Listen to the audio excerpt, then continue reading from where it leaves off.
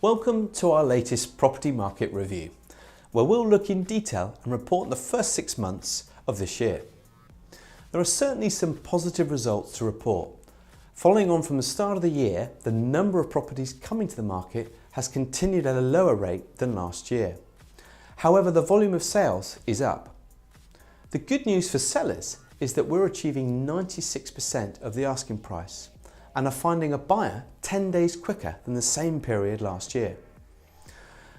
Now, last time I mentioned both Exeter and Plymouth were experiencing a shortage of available properties, and this has continued with less properties coming to the market compared with last year, which is putting pressure on house prices in those areas. As a result, prices have risen in both cities, 7% in Plymouth and a staggering 12% in certain parts of Exeter, although it must be said each property must be looked at individually.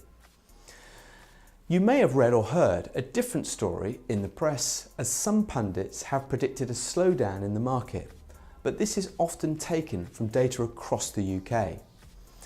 As we know, this can be a very different story when looked at in detail from region to region. Rightmove House Price Index reported a fall in house prices across the country from May into June of 0.4%, and the largest UK mortgage lender, the Halifax, are reporting a 1% drop in prices in June.